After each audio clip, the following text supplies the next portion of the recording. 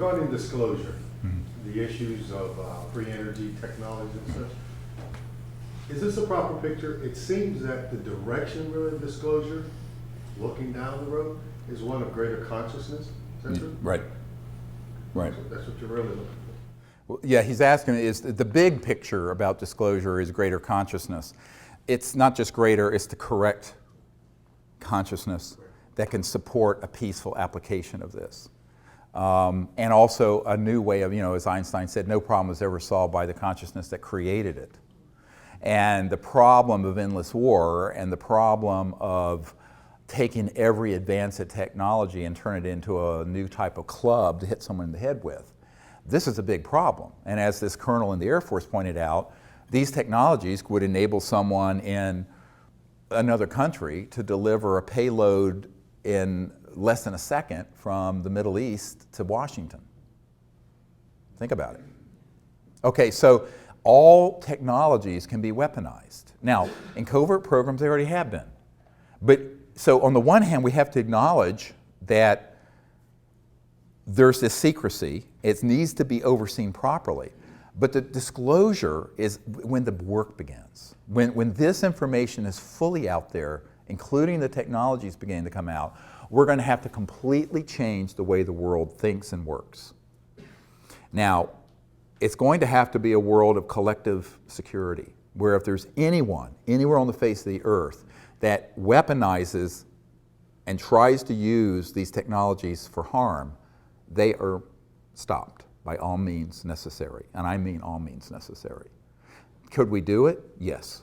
Now, do we already have the means to monitor and enforce that? Yes. Why haven't we? Because they want to subvert world peace by keeping endless war going. Because war, for the recorded history of the human race, has been the central organizing principle of every city, state, and nation. And they don't know what to do. How do you organize people if all of a sudden there's world peace? So, an interplanetary peace. So, I always point out, we don't want to have a unified, peaceful world in order to have interplanetary war. Now, this is the going backwards a big step, not forward. So, but that is the biggest jump in human consciousness we've ever seen. And it is a spiritual and social, psychological issue more deeply than it is a technological or information one. Absolutely, 100%. Yes, sir? There's so many people now worldwide working on zero-point energy. It almost feels like the genie's out of the bottle and the forces that be cannot possibly contain all of them. What is your view? Are any of them close? Yes, so there's so many people working on zero-point and similar approaches, and the genie's getting out of the bottle. Can they contain all of them, and is anyone close? Yes, they can contain them, and yes, there are people close. In fact, there are people who have them. Let me give you one example. We believe there's a fellow named Rossi in Italy who has a device that generates apparently over unity excess energy and heat. Although no one knows the mechanism of action, he's keeping it a trade secret. Very big and probably fatal error. The people I've met with who have developed these systems have all either taken it to their graves or had them confiscated before they can get out to the public significantly because of some central strategic errors that have to do with the idea that they're going to be able to handle that technology like you would a new app or a new Silicon Valley computer system. When you're dealing with something like this, it has to be done completely openly, open source, and you have to have millions of people know what's happening in real time. Stan Meyer took his knowledge to the grave. You know, if you look at the workshop I did about a year ago here, is that there have been literally hundreds or maybe thousands of people who have discovered this same effect, and they've all made the same set of predictable errors based on their handling the technology as if it were conventional technology when it is not. And so I would say, yes, there are people out there who are working on it. Some, I believe, have.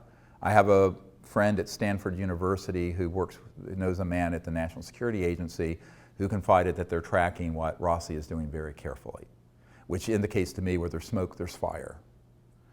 If Rossi's listened, heads up.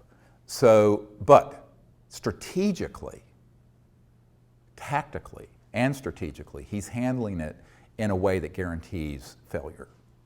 Because by keeping it tightly held, coveting, trying to keep it secret, overly concerned with monetizing the technology instead of getting it out, he is going to step into every booby trap that's been set out there. And the chances that it will make its way out to the public is infinitesimally small. And that's not just true of Rossi's technology, but of every other person who has that same idea. Again, it's because the system exists to hoover up, suck up all those technology and sequester them.